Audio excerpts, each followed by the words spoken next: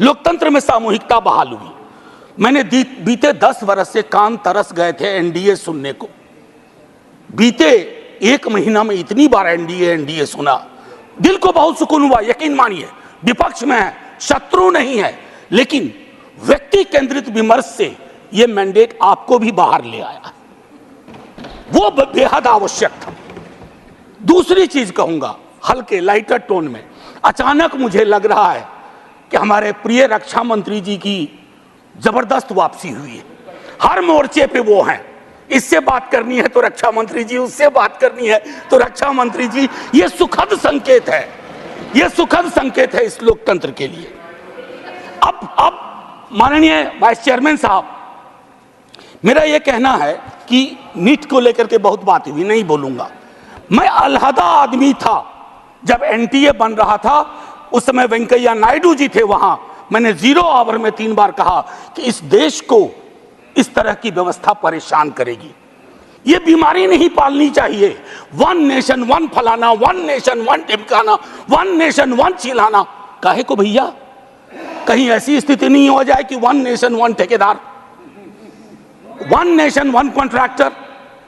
पूरी तरह हुआ नहीं है संजय भाई, होने की संभावना है। अब अभी मैं इसलिए कह रहा हूं कि लोग कहते हैं कि राजनीति मत करो इस पर। मैं पूछना चाहूं कि लोगों की पीड़ा परेशानी, 25-30 लाख युवाओं के सपने तहस नहस हो जाएं, आप विपक्ष से क्या उम्मीद करते हैं? आपकी ऑर्केस्ट्रा में शामिल होकर कहे साहब तेरे सुबह की जय, साहब तेरे शाम की जय। ना, विपक्ष को अपना काम करने दीजिए। अगर आपने ईमानदारी से एनटीए का मूल्यांकन किया होता, आपने क्लीन चिट पहले दिन ना दी होती हड़बड़ी में, आज ये नतीजे ना होते। एक वर्धा विश्वविद्यालय है, मैं आपके माध्यम से कहूं, हमारे माननीय हेल्थ मिनिस्टर और लीडर ऑफ द हाउस है यहाँ। सर, वर्धा यूनिवर्सिटी में बहुत बड़ा फर्जीवाड़ा चल रहा है, जांच करवाइएगा। आप पावरफुल लोग हैं, हमारे पास पावर नहीं है। हम आपसे आग्रह कर सकते हैं, ये आग्रह कर रहा हूं महात्मा गांधी के नाम पर।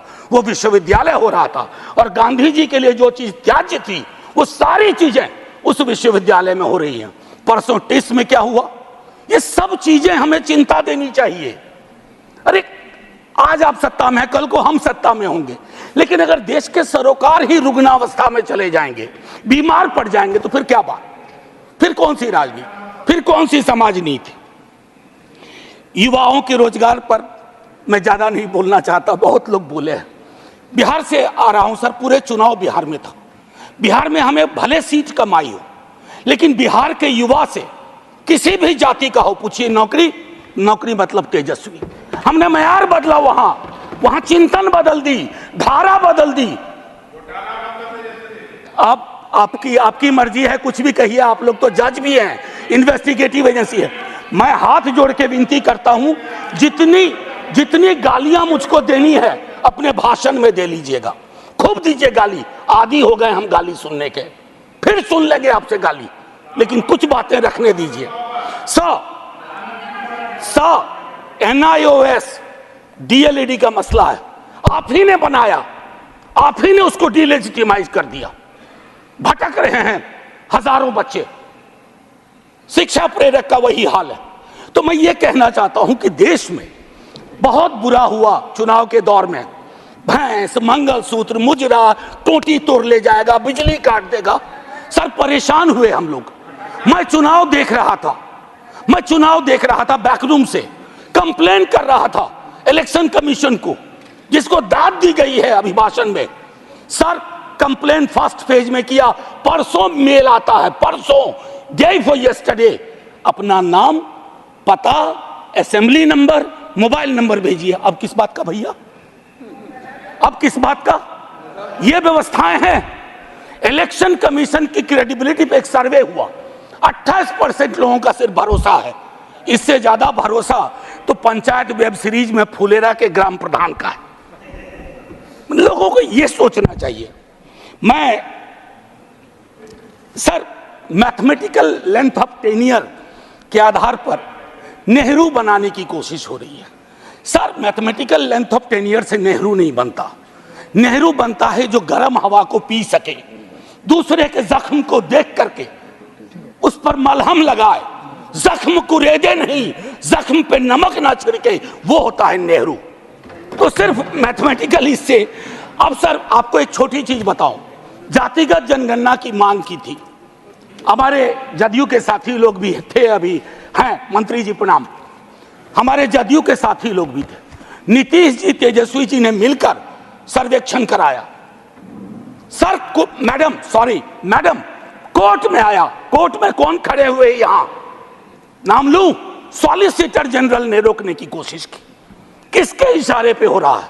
एक तरफ आप कहते हैं वंचितों का कोई नुकसान नहीं होने देंगे, और दूसरी तरफ आप इस प्रकार की कोशिशें करते हैं। आज बिहार की सबसे बड़ी मांग है कि सर्वेक्षण के बाद जो आरक्षण का आधार बढ़ाया गया उसको 9वीं अनुसूची में डालिए। अभी पटना उच्च न्यायालय का एक निर्णय आया है, हम इंतजार करते रहे हैं सरकार से, बिहार की सरकार से कि वो चैलेंज करे इसको, नहीं तो राष्ट्रीय जनता दल पिटीशन लेके जाएगा सुप्रीम कोर्ट। सर आप बोल दीजिएगा, अभी तक गई नहीं है, मुझे भी जानकारी है सर, बहुत फॉलो करता हूं क्लोजली, बहुत क्लोजली फॉलो करता हूं। सर अभी महामहिम ने मेजॉरिटी की बात की, मैं उस पर शुरू में बोल चुका हूं। लेजिस्लेटिव मेजॉरिटी को हमेशा मॉरल मेजॉरिटी के सापेक्ष रखना होगा, मॉरल मेजॉरिटी के सापेक्ष। अगर आप मॉरल मेजॉरिटी से नहीं चलाते हैं तो लेजिस्लेटिव मेजॉरिटी जिस दिन साइकिल पे तीर सवार हुआ ना, ये उड़ जाएगा। साइकिल चुनाव चिन्ह है टीडीपी का, और तीर हमारे रामनाथ भाई का, जनता दल यूनाइटेड का। एनीवे सो भाजपा का देखिए, कभी कभी मैंडेट कितना खूबसूरत काम करता है। हम बचपने से बीजेपी को मैं फॉलो कर रहा हूं, सारी पार्टीज को करता हूं, बीजेपी को भी कर रहा हूं। बीजेपी का संकल्प पत्र हुआ करता था, इस बार वो हो गया था मोदी जी की गारंटी। इस डेमोक्रेटाइजेशन का जो मैंडेट है, इससे आपको बहुत बड़ा फायदा है। व्यक्ति के समक्ष कोई भी दल समर्पित ना हो जाए, ये मैं समझता हूं उपलब्धि आप लोगों की भी है जी। आरजेडी गारंटी नहीं लिखती है व्यक्ति की।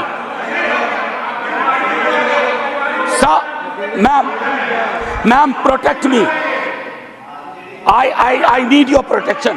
Ma'am chairperson, I have 15 minutes. Would you care to sit down, sir? आप जरा बीच में मत बोलिए, ये तरीका नहीं है sir, leader of the house ऐसे चलेगा? आप बीच में मत बोलिए प्लीज। मैम कभी किसी को टोका टोकी नहीं करता हूं, सच चुभने लगता है सर। मैं फिफ्थ पैरा दिखाना चाहता हूं, प्रेसिडेंट के एड्रेस का 5th पैरा। इसमें कहते हैं ग्रोथ स्टोरी, अच्छा लगता है सुन के। व्हाट काइंड ऑफ ग्रोथ, कैसी प्रगति, कैसा विकास? Joblessness, hopelessness, फेसलेसनेस। और आप चाहते हैं कि उस इकोनॉमिक प्रॉस्पेरिटी के पक्ष में हम ताली बजाएं। मैम मेरी ये किताब कॉन्स्टिट्यूशन संभवतः सबसे पहले मैंने ही दिखाना शुरू किया था, निर्मला जी नहीं है हमारी फाइनेंस मिनिस्टर। हर बजट के बाद में आर्टिकल 39 पढ़ता था। कॉन्सेंट्रेशन ऑफ वेल्थ, कोई ब्लूप्रिंट है कि आय की जो असमानता है इस देश को लील रही है? ताली बजा रहे हैं। 5 करोड़ पूंजीपति तरक्की कर रहे हैं, उसको देश की तरक्की मान रहे हैं? कभी उस युवा से पूछिए वो देश की तरक्की को कैसे देख रहा है, ऐसा जवाब देगा कि मुश्किल पड़ेगा हैंडल करना। मैम पैरा 16 में बाबा साहब को सेलेक्टिवली कोट किया गया। ये सेलेक्टिव कोट बड़ा परेशानी का चीज है कि आप किसी को सेमीकोलन के बाद कोट कर दें, उसके पहले की बात छोड़ दें। ये इसको हम लोग की भाषा में एकेडमिक्स में कहते हैं ऑलमोस्ट अकिन टू प्लेजरिज्म, वो किया गया। अब प्रधानमंत्री जी ने चुनाव के वक्त कहा कि एक ही जाति है, वह है गरीबी।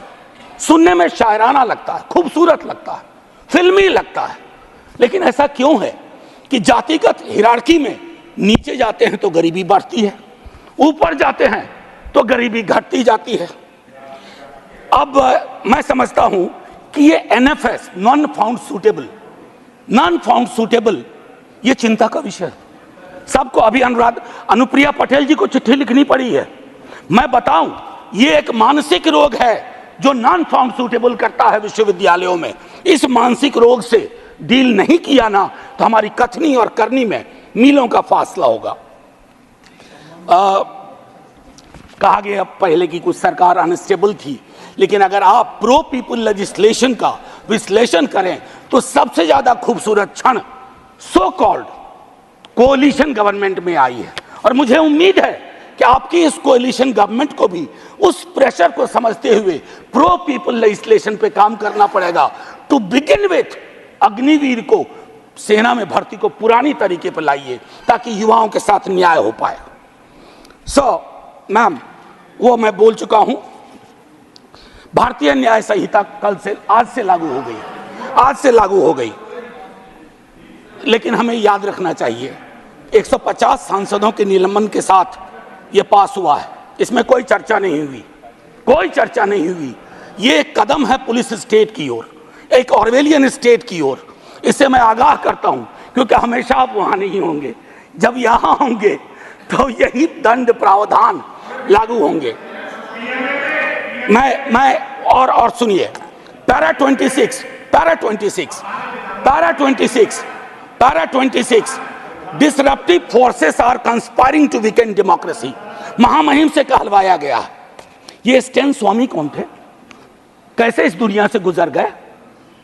क्यों आज भी उमर खालिद, मीरान हैदर, खालिद सैफी जैसे जवान जो सरकार की आलोचना को देश की आलोचना बना दिया गया। और मैं 2 किताब, अगर ये किताबें मेरे पास आती हैं तो नड्डा जी के कार्यालय में भी पहुंचना चाहिए। The incarcerations by Alpa Shah और ये challenging caste by Ejaz Ashraf. ये दास्तान है democracy, how it is being muzzled. Anyway, ma'am, मैं ज्यादा वक्त लेते हुए नहीं कहूंगा। इमरजेंसी पे बात हुई, मैम वाइस चेयरपर्सन, इमरजेंसी पे बात हुई। सचमुच बहुत बुरा अध्याय था, लेकिन मुझको लगता है कि इंदिरा जी के एडवाइजर बहुत स्मार्ट नहीं थे। आज की तरह के होते ना तो कहते 352 की जरूरत भी नहीं है, ऐसे ही बना देंगे। ये हालात, ये फर्क है। और आखिरी में कहूंगा कि ये जो चुनावी विमर्श है, इसकी वजह से जहर बहुत है समाज में। लिंचिंग चल रही है, लिंचिंग। मैं कितने विजुअल्स बताऊं। आज से 3 दशक पूर्व मुझे स्मरण है,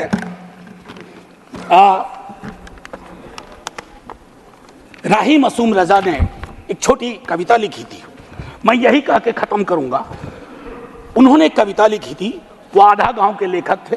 कई लोग उनको महाभारत के लेखक के रूप में जानते हैं। उन्होंने एक, और उनके लिए गंगोली और गंगा उनकी मां थी। ये था एक भारतीय मुसलमान का चित्रण।